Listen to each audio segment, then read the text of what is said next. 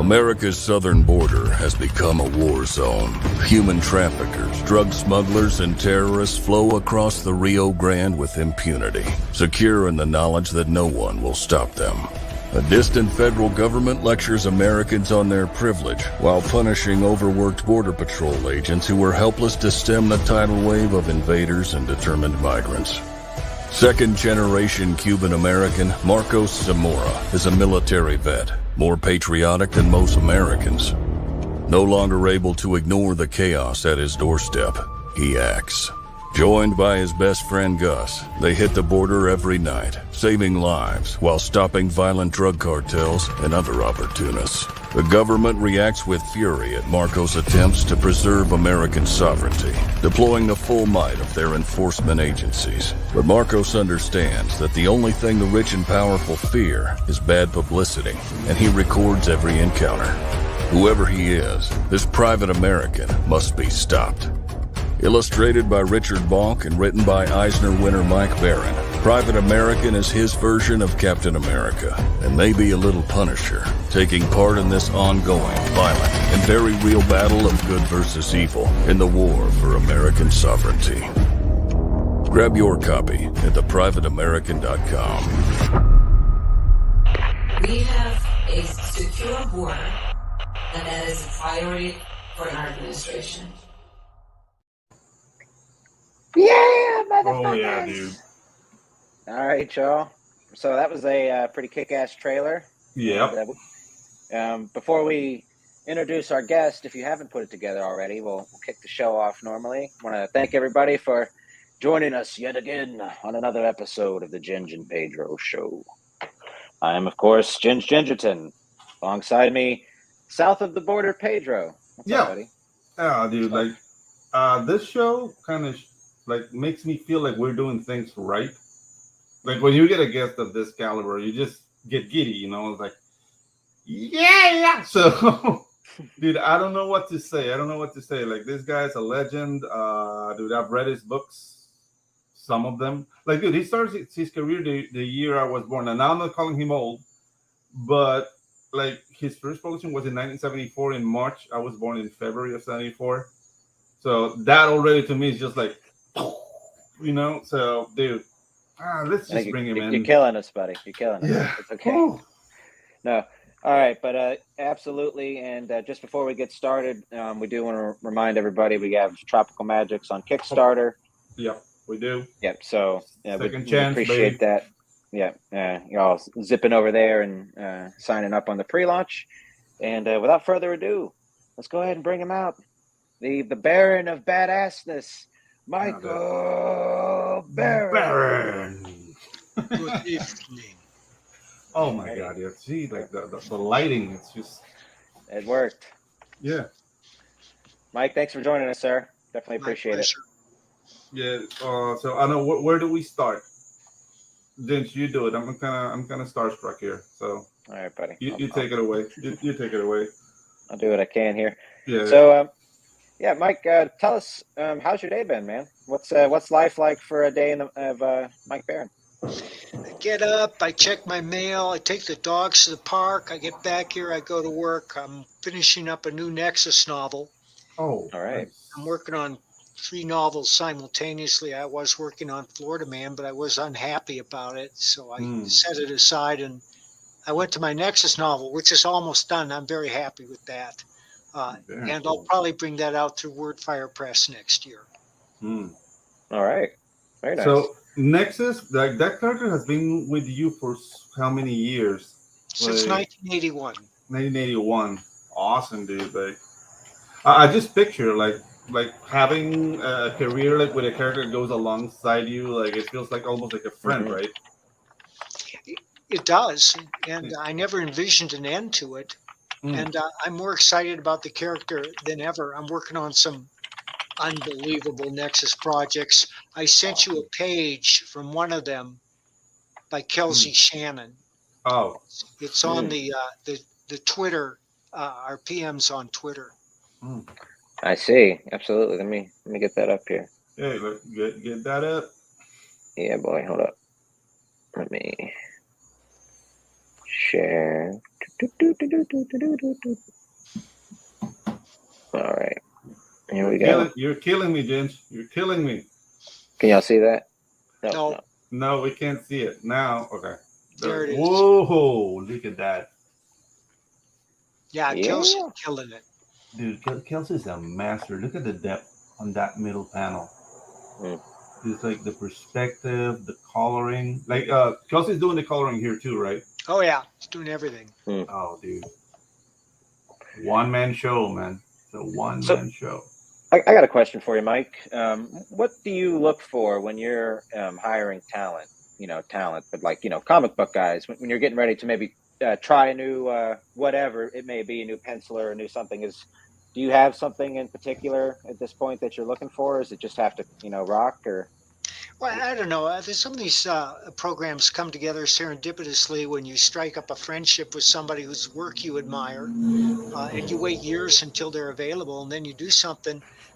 Sometimes I'm just struck by the art. Comics are a visual medium, and if you can draw spectacular art, that certainly helps. But it's also important to be able to tell a story. And that means it's important to follow the script, or if you're going to change the script, to at least consult with me. And one of the things I have to stress is that there has to be an establishing shot on every page. Establishing shot is a view of the overall scene involving everybody who's involved in that scene and their physical relationship to one another.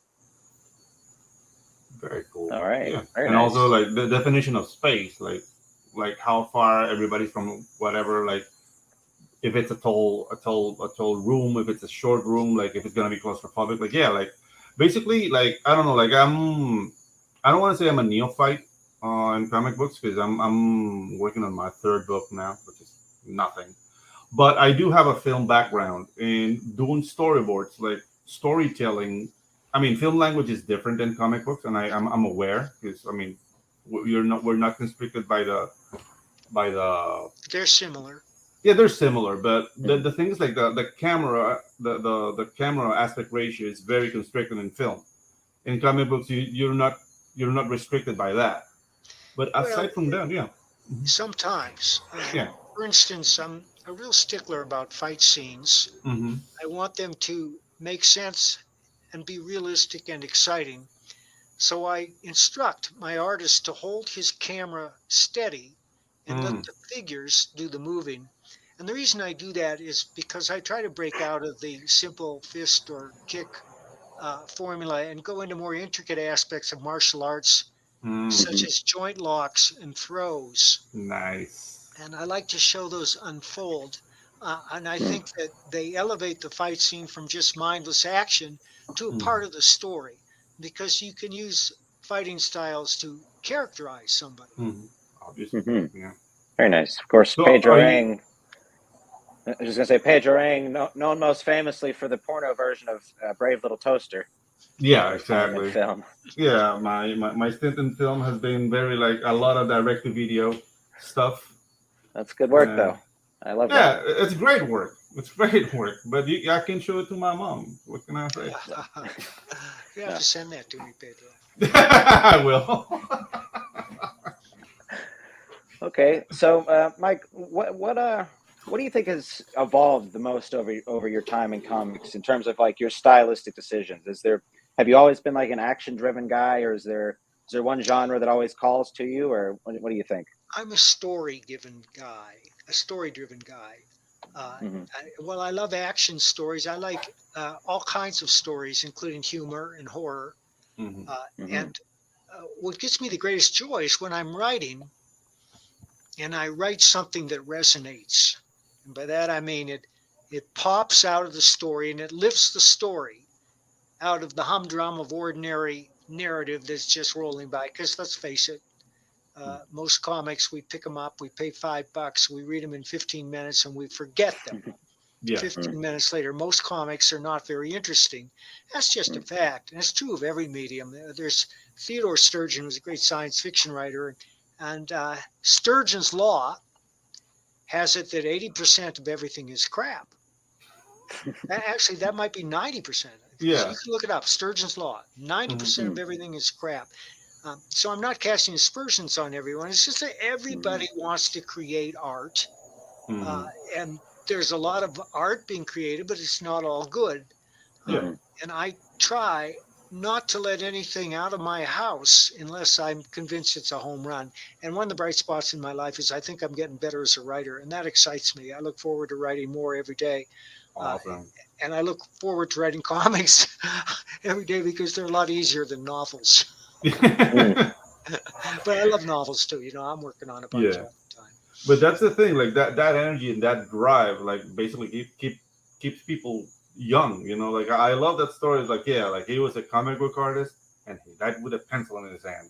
And I don't know if I want that fate for myself. Probably I do, because dude, I've done nothing but drawing my whole life. Like I've been doing animation, but animation is slave labor. So I think in comic books it's a little bit more personal, because I mean when you work like in an animation unit, like, there's a director, but even as an animation lead, you're like in a room with 270 people all doing for the same goal, and it's not your story, and you're trained to be like a cog in the machine. Like I like the personal aspect of comic book creation, because you see like it's your style, it's your signature, it's your writing. Like you can see like the essence of the artist. And that's something that I'm getting to enjoy now that I'm almost 50 years old. And I should have started sooner, I guess. But hey, I'm started We all should now. have started sooner. Yeah, yeah, exactly. And I'm saying all this because you are one of the guys who have inspired me. Like, dude, I've been reading The Punisher, and dude, you're the quintessential Punisher writer to me and to a lot of people. And I read The Punisher. It's like, dude, these stories are so like, okay, it's a dark anti-hero, but there's this level of empathy you feel of it. Like he's crazy, but he's crazy for a reason. Like putting myself in his shoes, and this is something you did, like putting myself in this shoes, would I react like this? And sometimes of the day I would say yes, which is scary. And that's something that as a human being you don't want to answer. But reading The Punisher would present that question to you. So could you like explain a little bit about the process of working on The Punisher on that level? John Gardner wrote a book called On Moral Fiction, and in it he argues that a story should reward good and punish evil. Otherwise, the reader will feel cheated. Now, there are exceptions to this rule, such as the Flashman books by George MacDonald Fraser, which feature a real cad, but they're very funny, and you read them because they're amusing. But for the most part, we root for the good guy. We need somebody to root for. The audience has to have someone with whom they can identify. Now, this doesn't always hold true. Sometimes, despite the hero's best efforts, he dies in the end. And the perfect example of that is the ending of Spartacus. Yeah. Spartacus is on the cross, on the Appian Way, Yeah. and he's dying. And he sees his wife ride by in a carriage, and she holds up his child to let him know that it has not been in vain and that his line will live on. And so he dies happy, even though he does die. But for the most part, we don't want to read stories about evil, vicious people. And there certainly are a lot of them, like Pete Dexter. Wrote a novel called Paris Trout about a vile racist. And it's just about how far he could plumb the depths of evil in this guy. And Cormac McCarthy's books often deal with totally reprehensible people, and yet they're fascinating. You go along because he paints such a vivid picture, and it's interesting. It's like watching an accident unfold. Yeah. I confess that I have been unable to finish Blood Meridian because it was just too grim for me.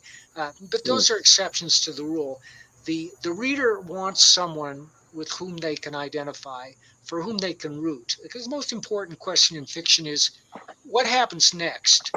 And the reader will not turn the page unless he cares. Well, how do you make the reader care? Well, first and foremost, you give him a sympathetic character for whom he can root. There are many, many other ways to make the reader care, but that's number one. Awesome. Yeah, like as I said, like okay, favorite characters. Like, and I mean, I go with the classics. Like, I love the Fantastic Four. I actually love the Heroes for Hire. Like the run in the '90s. I know the artist was Pascal Ferry, but I forget who the writer was. Like I really enjoyed it because it was a simple good versus evil, kind of story, and the characters were like very well defined in their alignment. But the whole ambiguity of okay, I don't really like I don't know like I really enjoyed it because of all the things I was reading, The Punisher was something that I would pick up and I would put it alongside like Dune or like Well, you know the, that's funny because Kevin J. Anderson's a good friend of mine, and he's yeah. going to publish that Nexus novel. Oh, nice. Right on. Yeah, for those of you who don't know, like Kevin J. Anderson helped Brian Herbert finish the Dune books after Frank died. So yeah, to see everything connects. So, awesome. Mike, I got a question for you. Since we're kind of talking about the ending of a book and the fate of characters, one of my favorite movies of all time is The Mist, based off of that Stephen King short story. It's a lot. I love it because it's a great movie all the way through. But the ending, a lot of people I show it to, it's like, I don't know if they hate, most of the time it's like 50-50 if they like the ending or not. But I love it. It's so hard. You know what I mean? It's like he didn't deserve that. And then they just come rolling through. It's just so raw, What are your thoughts on something like that? I would have preferred a different ending. Yeah. Yeah, like I don't know, like that ending, and that ending is not in the short story. They came with that. They came up with that in the movie, and to me, it was just like shock value, I guess. Like I don't know, like I It's didn't irony. enjoy it. I mean, it delivers an emotional punch. Yeah, but Yeah, it's a gut punch. It's a gut punch. Like it definitely is. But it violates the rule of on-moral fiction. Yeah. Like for example, another movie that did that to me was No Country for Old Men. And even though like the protagonist is really a guy who's like, okay, I'm too old to go fight the monsters on the world. So it's basically Tommy Lee Jones' story. The fact that the bad guy doesn't get his in the end, dude. A lot of people left that cinema with a really like horrible taste in their mouth. And just he does get hit in the end. I don't know if you recall, but at the very end of the movie, his car blows through a stop sign and hits Chigger's car broadside, and he staggers away. Yeah, one likes to think he's mortally wounded. Yeah, probably. But like people didn't see it that like I saw the reaction of people because it's like okay, this is different, and I felt, but I kept internalized. But I was watching the other people in the cinema, like as they were leaving, like dude, they left desolate. It's like no, like there's no. I hate the message of this movie. That's Cormac McCarthy. Yeah, yeah, exactly. And yeah, a lot of dates were ruined by that movie. It's definitely a dude movie. It's like There Will Be Blood. That's one of those ones you put on there with that. Yeah, it's not a dinner date movie. Movies. Yeah. No, the rule of what was it called, Mike? I'm sorry. The moral fiction on moral fiction. Right. That I hadn't heard of that book, but reading creepy comics, like I had an issue of a Dark Horse creepy, like the creepy, and one thing I noticed like halfway through, this was about a year or so ago, is that pretty much everybody got their comeuppings, even if they deserved it, or especially if they deserved it. That's the purpose of those stories. Yeah, and they go back to the old EC line of horror comics. Oh yeah, dude. Where it was to set up some cad and see him get his just desserts, which are just so horrible you gulp. But at the same time, you think, well, he deserved it.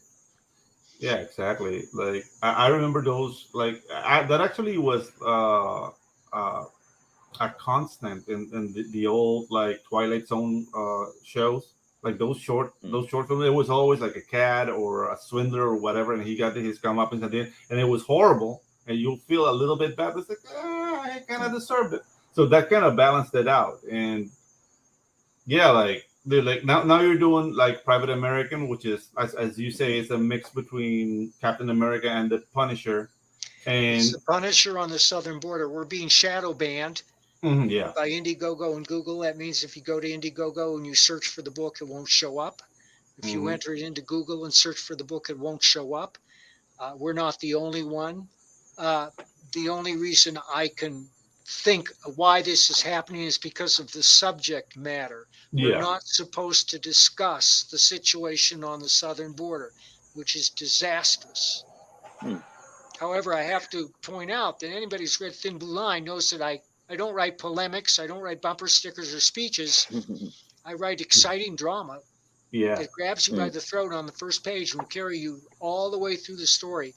It's the most exciting book you're going to read all year. I'm talking about Private American. Private American, and that's the thing. Like as a community, we have to basically rise up and support, like, dude, awesome creators like Mr. Baron here, and yeah, like, dude, be on the lookout on Twitter. People are posting the direct link, and that's how you can access it. And we can beat this shadow ban, because yeah, dude, like, I mean, we all been hearing like how people are coming up like with new ways to promote and new ways to sell directly to customers. So, dude, this is not going to stop us. Like, people can say, okay, we're shadow banned on Indiegogo. Well, Kickstarter has the doors open yet, but that's no guarantee it's going to stay open forever. So what we need to do is be everywhere, come up with our own solutions, and become undeniable, because books like this need to be read. Mike, do you have any plans on trying to take this stuff into bookstores? Because personally, I feel like that's sort of where all of this effort can try to go to eventually is, you know, eventually we just go there. If they're going to block us out of everywhere else, it kind of seems like, well, I would like to see that, but it would take a publisher with guts. I was in my Barnes & Noble the other day. They have an enormous graphic novel section. Enormous. Most of it is taken up with established publishers. Marvel, DC, IDW, Oni. There are some major publishers in there, but the major publishers are mostly promoting idiosyncratic, very personal works like Persepolis, autobiographical stories that tell you a tale that you wouldn't normally associate with comics because they're not superheroes at all. They're often tales of suffering in tyrannical countries like Iran. Iran has sponsored quite a flowering of graphic novels describing the situation there. And there are a lot of others that have to do with personal choices and lifestyles, and more power to them. But we would need a publisher with enough muscle to sell those. Now, it just so happens I'm adapting a series of John Ringo novels into graphic novels, and we are associated with Baen Publishing. And Baen could do it because they have a big footprint, and they're one of the premier science fiction publishers in the world.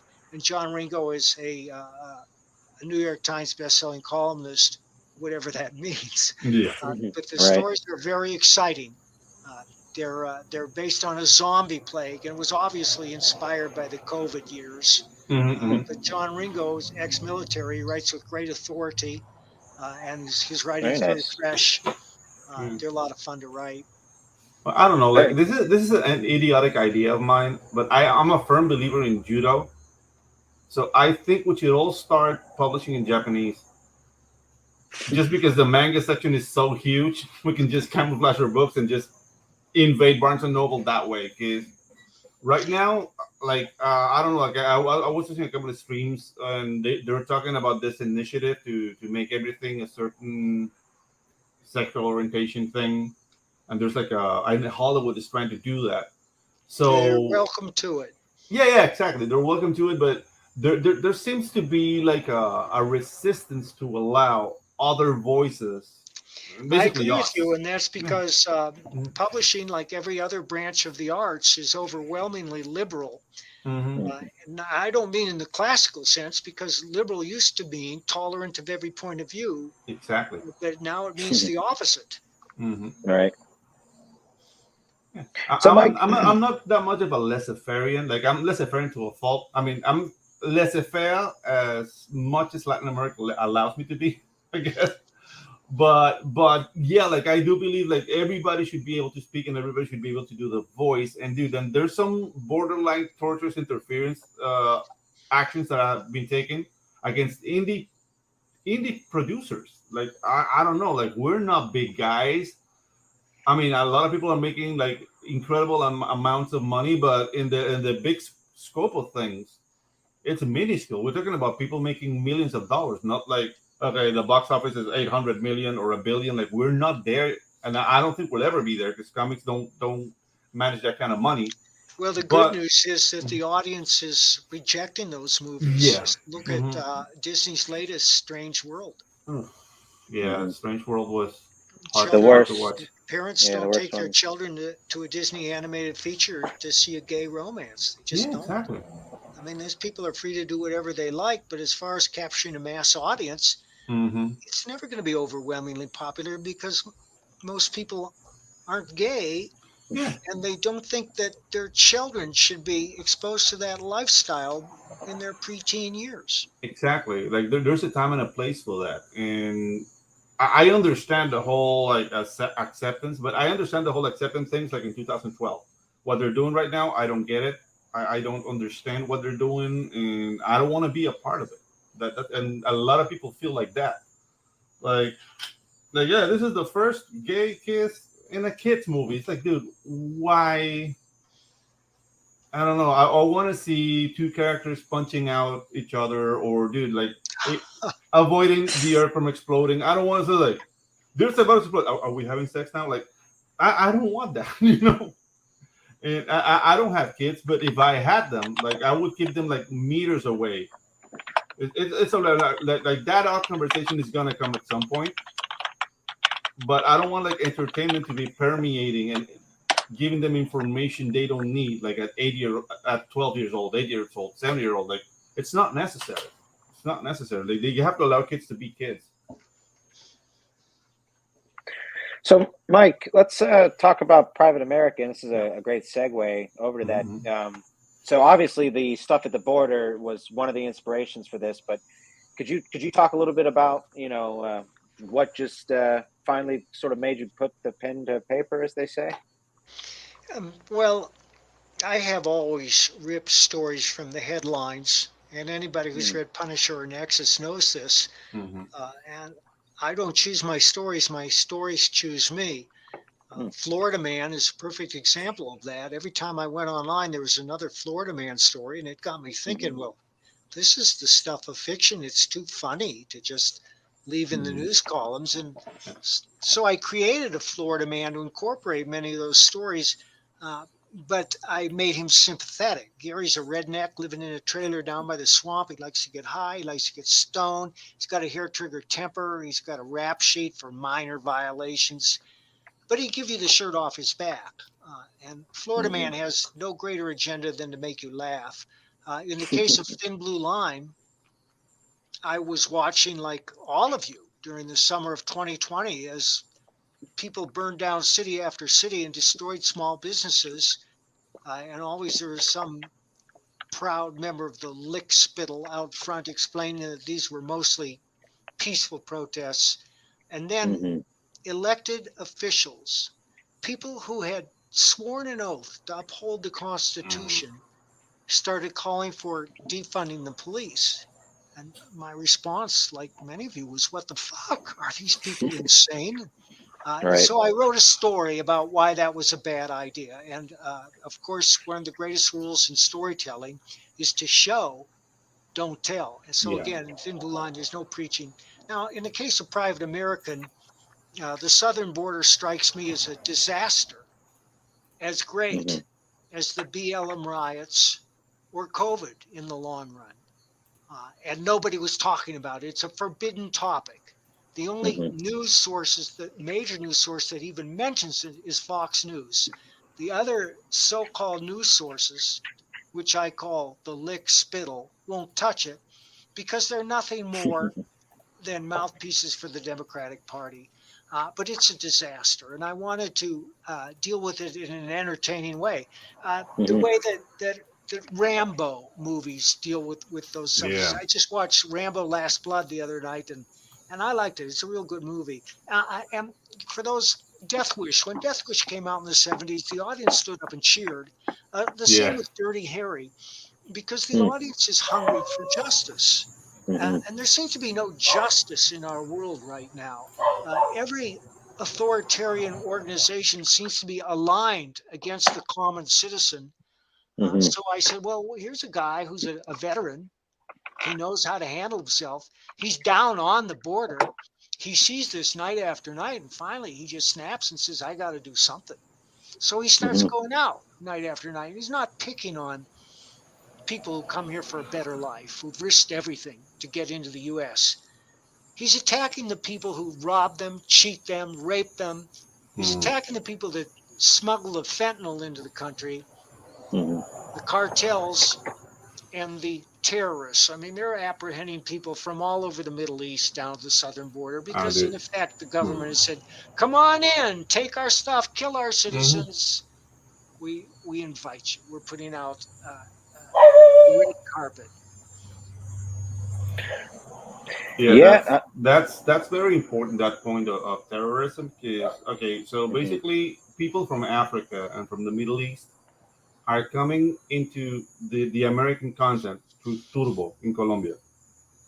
And from Turbo, because there's no law there. Like, there are parts of Colombia where there's no government presence because of the guerrillas, so they're controlled by guerrillas. So they reach there and they walk through Colombia, through Panama, all the way to Central America, all the way to Mexico. And then you see people from Nigeria, people from Ghana, people from all ISIS. Like, you see everything coming through Panama, but they don't stay here. So it's a sorry about the dog, but are you in Panama? Yeah, I'm in Panama. Yeah, the country, and Ginge is in Panama City. So I don't know where. Like, in Florida, actually. Yeah. Yeah, like I'm in Panama, so yeah, like drugs, like everything goes to Panama, but nothing stays here. So Panama is a very safe country, but yeah, like drug money was laundered here. The whole Noriega years, it was very streamlined. Now it's a little bit more like wild west.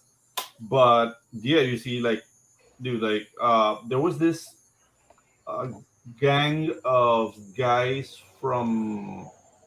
They said they were from Turkey, but they were from Lebanon, coming through Panama, and they end up being ISIS, like straight up, walking all the way up to America. Yeah, so there you go. Oh, so you're in crowdfunder? How your experience being in crowdfunder? Like, I've seen people trying that out. Yeah, and we're in on demand in Indiegogo. You can get the book there, and we're also live on Kickstarter. Awesome. So there are a lot of options and a lot of great stretch goals that we're offering, such as that Dan Lawless cover and the Stu Groot cover. We're going to have autographed postcards that go with the book. But the main thing is the story itself. Yeah. I mean, I don't feel that my books need a bunch of G-Jaws and analogs, despite this hat. Yes. And I was gonna say, like, you that you can order from. Yeah, you contacted like Dan Lawless. It's like the ironmonger of CG right now. Like, everybody like needs a boost. He gets like a cover from that amazing artist. Well, we all kind of work together and support each other. Yeah, exactly. It's awesome. Who's typing? That's me. Sorry. Are you typing on a manual? It's a mechanical keyboard. Yeah. It's an annoying keyboard. That's what it is. My bad. You're disturbing the guest. You're disturbing the guest, sir. Back. Yeah. No, I don't care. I mean, I have a lot of background. I just give Ginger a hard time. He does. Yeah. All right, Mike. So let's check out the campaign here. This is on Crowdfunder. I'm personally unfamiliar with this website, but I am glad to see a new, just a new venue popping up. Yeah. We're looking at a lot of options. Very nice. Is there anything exciting coming up that you can sort of maybe tease us with? Any new crowdfunding discoveries or? Well, next is going to be Bronze Star, the supernatural Western that I'm doing with Pat Broderick. And it's the greatest work of Pat Broderick's career. Let me give you just a little taste of this here. All right. Oh, we have art? Awesome.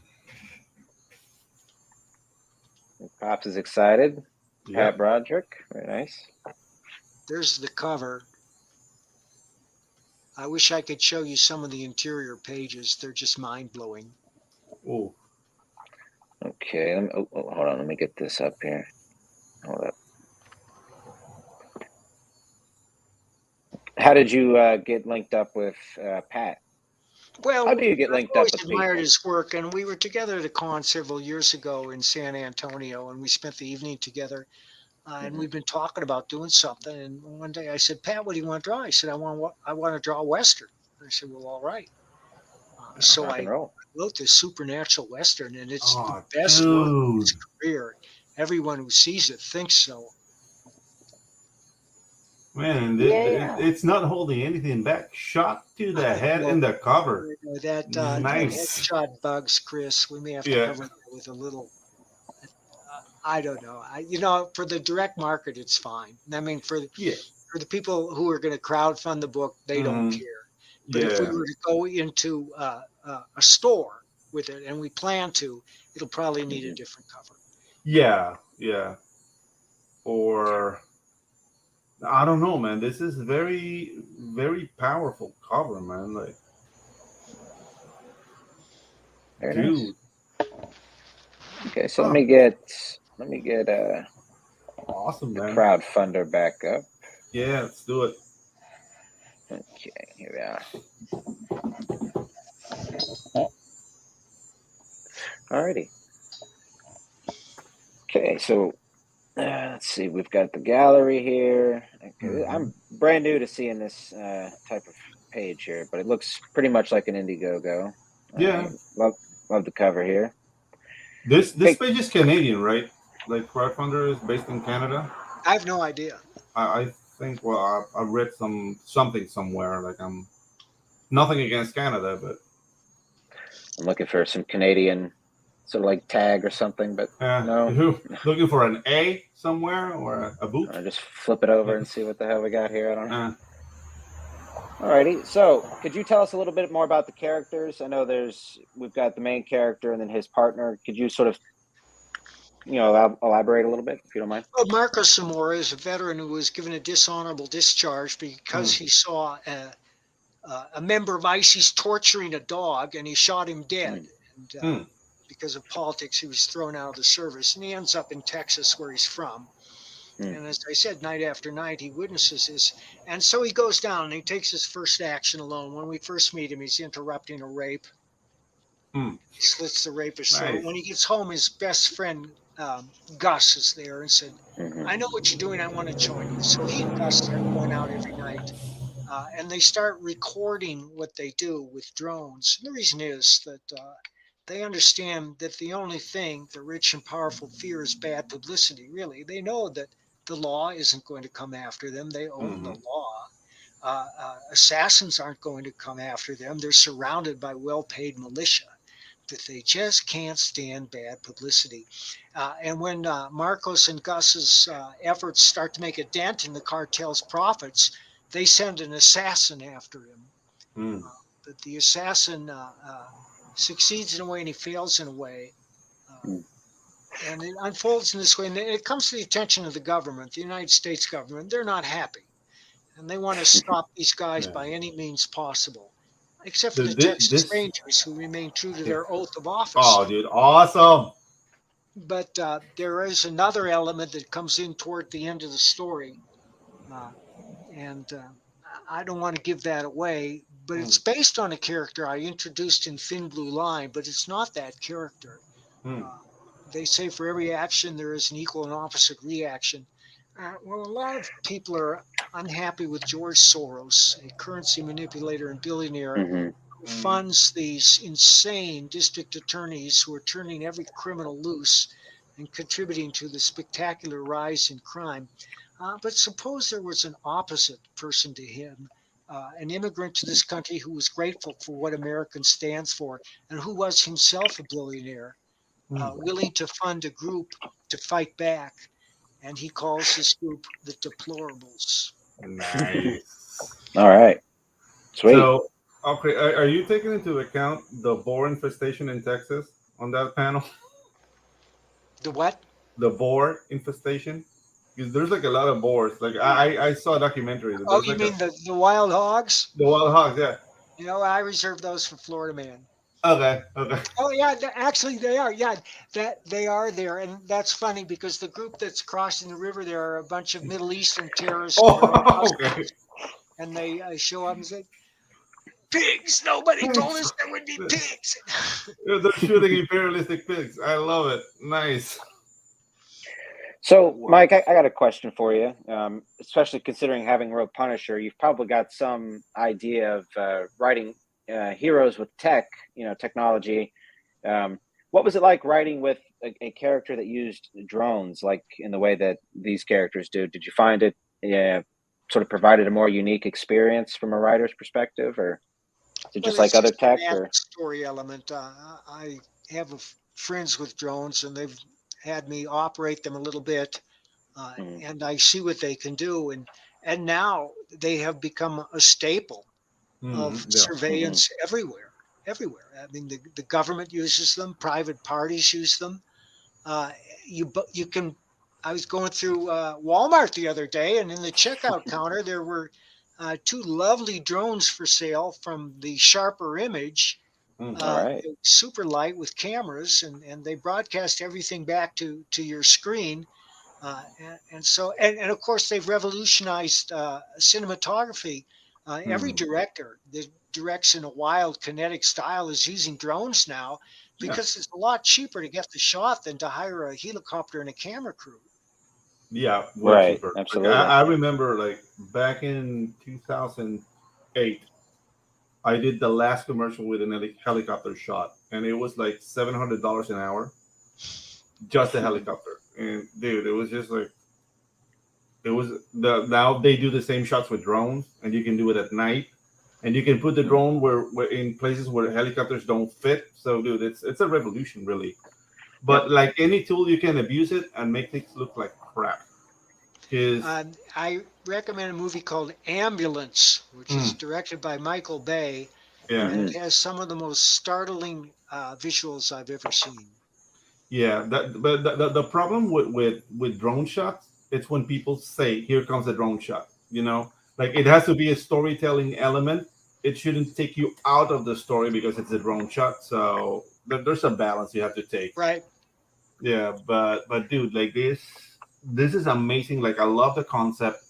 I love the fact that we had this conversation before, and this shot here, the helicopter shit, the helicopter shot here, reminds me of Commando, the Schwarzenegger movie. For some Right. reason, I don't know. What's that? Right. Yeah. Okay. Awesome. But yeah, like the fact that you chose that the private American was Cuban, aside from any other like Latino nationality, rings very true because Cubans are the most like the Cubans that live in America are the most pro-America That's Latinos right. And that's ever. why Cubans are the only group Hmm. that the United States turns back. Yeah, Mm. exactly. Because you don't love freedom unless you live under communism. That's That's right. something And every something that. immigrant from a communist country has been raising the warning Yeah, that what's happened in Soviet Union and has happened in Red China is happening here. yeah. It happened in Nicaragua. It tried to happen in Chile, but they got all killed. Hmm. And yeah, dude, like everybody like glorifies che Guevara, but dude, like you should Oh, see. well, you did ask me what else is coming up, and Yeah. I don't want to dwell too much on this because I got Mhm. something else to show you. The Oh, next All awesome. thing right. that's coming up is the Florida Man graphic novel #2, Hmm. which Matt Weldon is illustrating. He's just knocking it out of the park, Oh. and Pat Broderick did the cover to that too. Where is that cover? Oh, here it is. All Awesome. right. We're getting all the previews here. Exclusives. I'll take Yeah, Yeah. it. take a look at this. Here's your hog. There's your my hog. So, That's what you love to hear. Here's my hog, baby. oh, dude, look at that. Yeah, I love that cover. Yeah, dude, that's Very awesome. nice. I Dude, love the trade dressing at the top there. Old Mhm. school. And the squirrel running away, dude. The pine cone. It's So, Mike, what were some of the things that drew you to comics specifically, originally growing up as a kid? What were some of your first grabs, and what was like your first favorite comic? Uncle Scrooge is my first favorite comic. It's still a favorite of mine. Anybody who wants to do comics, I urge them to study the work of Carl Barks. He was a master. There's not a wasted panel. There's not a wasted word. He was a master of storytelling and characterization. And then I discovered Steranko, and that just knocked me for a loop. And then Neil Adams and Barry Windsor Smith and all those guys. Is there anybody you didn't get to work with that you would really love to have? I'm sure that's guys. Kyle Holtz. I'd love to work with him. My mind's going blank now, but there are dozens of guys. But I'm happy with the artists with whom I've been working for the most part. I've been very lucky. Dude, and your career has been top notch. Like, you've entertained thoroughly people throughout the years with all your books. Like, I don't know, like. Thank you, Pedro. Yeah, no, like I mean it. Like, dude, like I'm in awe at the kind of things you have come up with that. In a wide range, like you've done the Flash, Batman, Punisher, Nexus, the Badger, like all is different and all is just excellent. So I prefer writing my own characters. Yeah. So obviously, that's restrictive. I was just looking over your Wikipedia here, which I'm not sure if it's completely up to date. Accurate, but right. Could you talk a little bit about when you were writing those Star Wars novels, but with the graphics? Those were just adaptations of Timothy Zahn's novels, and they were a dream to do. Right. Because they wanted 6 issues out of every novel. I would just divide the pages up roughly into 6 equal parts. Of course, they have to end and begin on a chapter heading so that it's natural. And then I used all his own dialogue. I prided myself on not inserting any of my own words in there. And I see Timothy from time to time. I saw him a couple of months ago. We sat together at the Colorado Springs Comic Convention. And I haven't read a lot of Star Wars fiction because it's just too much to read, But his books are great. Yeah. Very nice. Could you maybe touch on some of the stuff that you wrote over the years that you really enjoyed that, aren't some of your more standout, like just the titles, like everybody knows The Punisher, obviously, but what's some of those ones that that maybe not for yours, not because of you per se, that they weren't as huge, but just, what do you think you did that went under the radar? There's how to ask that question. Well, I can't really claim that my stuff has flowed under the radar. Sugar Chris mentions Dead Man, and I'm very proud of that because that's the book on which Kelly Jones became Kelly Jones. But it's also a real good story, and that's one of the reasons it's remained in print all these years. I do like horror, but as I said, I love my own characters the most. I'm working on a Badger graphic novel. I'm working on a bunch of other stuff all the time at the same time, and I don't know when I'll be able to finish that, but I just finished writing Thin Blue Line #2. Oh, dude. It's awesome. called The Revolving Door, and we're very excited about that. And I think that these new Nexus stories I'm producing are among the best of my career. We got Sugar Chris says, that Dead Man was such a good book. I thought it was so cool. Thanks, Chris. Yeah, dude, the fact that you're so prolific, still, like, it doesn't seem that way to me. I mean, I look at my friends, like Kevin Anderson writes 500,000 words a year.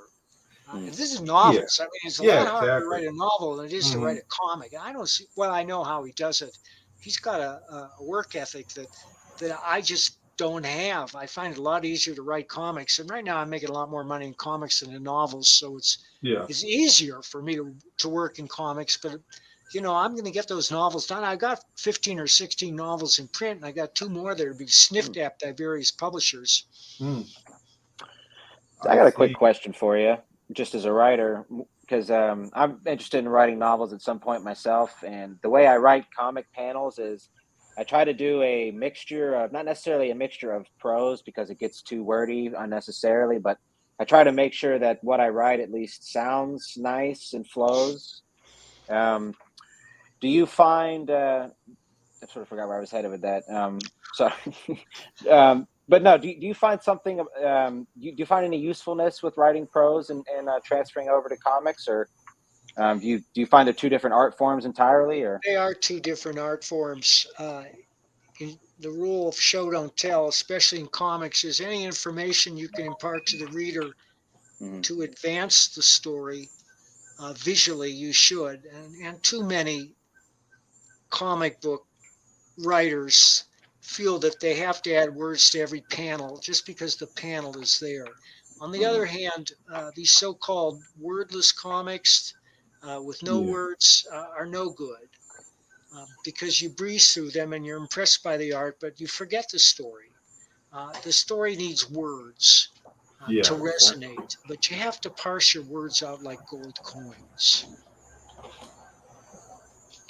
Is there anybody that stands out to you for dialogue? Like, everybody sort of loves to try to be maybe a Quentin Tarantino, sort of look-alike, let's say, but is there anybody that growing up for you really stands out even today? Well, in prose, I looked at James Ellroy. And Michael Chabon is also highly memorable. In comic books, Chuck Dixon, Alan Moore when he was on. Yeah.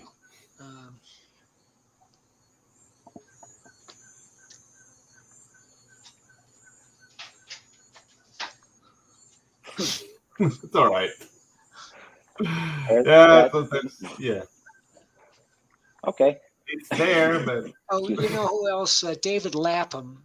David Lapham. Oh, okay. Stray Bullets, grim stuff, but it rings true. Yeah. Very nice. Dead dogs are here. Sorry. Hey. It's all right. We're getting ready to wrap this thing up here in a couple minutes. We love dogs. We love dogs. My dogs are running around like maniacs. Okay, Mike. So, is there anything else you have to promote, or anything else you want to talk about before we wrap this thing up? Well, no. I do have one tip for everybody, but mostly for writers, which is to always carry a pencil and a pad with you wherever you go, so that you can write things down. And I don't mean talk into your personal device. I mean write them down by hand, because you're more likely to remember them. You're more likely to look them up afterwards. And it's just a great tool to have, because you never know when a great idea is going to hit you. Absolutely. Yeah. I like it. Okay, and great advice from Mike Baron. Thank you, sir. Absolutely. Thank you. This has been a delight. Yeah, man. Thanks, boys. Yeah. Absolutely. Okay, Mike, I'm going to bump you to the back real quick, and we're going to end the show off. You're free to head out, though, by all means. Yeah, like we don't want to take any more of your time. This has been like a... My pleasure, guys. Treasure trove of information. Bye-bye. All right, Pedro. What do you think, man? What? I don't know. Did I fanboy too much? I don't know. I think I did. I think we both made a fool of ourselves. Yeah, but I don't being care. Honest with you. Yeah, but I don't care. No, it's all right, man. Great episode. Definitely could have kept questioning Mike to death. It's dude. But we have very to respect this time, man. Yeah. Yeah, you get a guy who's got close to basically 50 years of writing experience and an incredible catalog to back it up. So, I mean, there's 50 years of great writing. Right. Yeah. I mean, you can write like Campbell soup jingles for 50 years. Yeah, exactly. Yeah, sugar. I know. Mike's gonna have to go wash his shins off now, Pedro. Change his socks. Yes. That's all right though. We're having some fun. Yeah. Next week, guys, I believe we have Ali Sanguis. Yep. We got Ali coming on to talk egg another egg great writer. Right, absolutely. We're on a kick. And then after that, we've got an artist-writer combo, Jeremy Thevenot, coming on.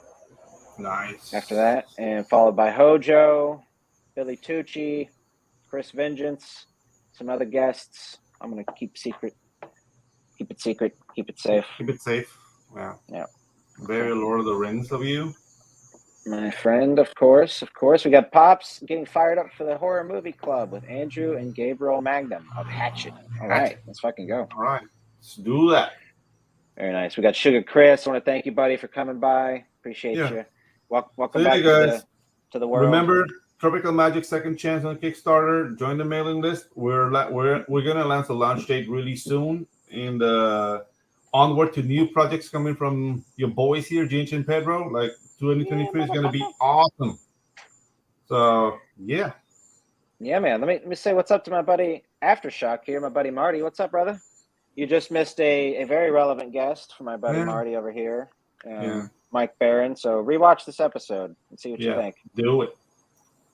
All right, sweet. So let's thank the rest of the chat. We got Froggy G hopping on into our lily pad over there. Another book being shadow banned by Indiegogo. Yeah, dude. So, Frog G, awesome book. I did the trailer. I love the trailer. Absolutely. I love the book. I love the art. Pink Spots and Jason are awesome. Definitely hero. Luke, thank you for coming by, bro. Always appreciate that. Yeah, dude. Neo Star, of course. Stefan, Neo. thank you, sir. Pops, holding it down. Yeah, Sugar Chris is pushing my buttons, man. Yeah. Like he does that. Yeah, he wants to do a collab with the Fishmonger. You're playing with fire, sir. Don't do that. I will hunt you down. Is he still around? Do you see him in the mornings? The son, yes. The son is around. The dad is dead. Oof. But the son is around, and I have his number. You have his number? Yeah. You get that fish hookup, huh? Yeah, that's that. He's gonna have his fish come up and very soon. All right. Well, don't incriminate yourself too much here. We'll have to edit that part out. Yeah. We got Death Metal. Come hang out on Topic List tonight at 9:15. Hey-o. Right on, brother. Yeah. Great show over there. We've been on that show. Also, Pedro, we're going on Keith Gleason's show on the 15th. We are. Awesome. Awesome. Let's do it. Check us out there. Mm-hmm. And I guess we'll go ahead and wrap this bitch up. We got, sorry, Pedro, the ghost of the fishmonger cries out for vengeance. You will be haunted. You don't know what you're talking about, man. What's the Panamanian version of an Indian burial ground? You know, an Indian burial ground? It would be like an Indian burial ground. It would be if you get rezado. Cristal? Was that cristal? No, rezado is like when a witch places like a curse on you. So everything will go backwards. Let me say this real quick, Chris. Let's make it happen, buddy. Sounds like a blast. You have a sugar band. Have you ever been cursed, Pedro? You ever bumped into one of those witches? I've heard of people who have been like rezado, like dude, and then you have to go to a witch doctor and he has to like smoke a tobacco and spit rum on you, and it's a horrible affair. Yeah. But you have to be like into that like witchcraft Santeria stuff. I'm not, so. Chris, I'll bring my chocolate buttholes just for you, pal. Yeah. We'll sip some, have some tea. Yeah. Tea and buttholes. Tea and buttholes. Yeah, like gentlemen. Like gentlemen, absolutely. You know, our fathers used to do that. They enjoy buttholes in the morning. All right, everybody, bring your buttholes, and we will catch you next week on the Ginge and Pedro show. Thanks for watching, everybody. Peace. I almost left the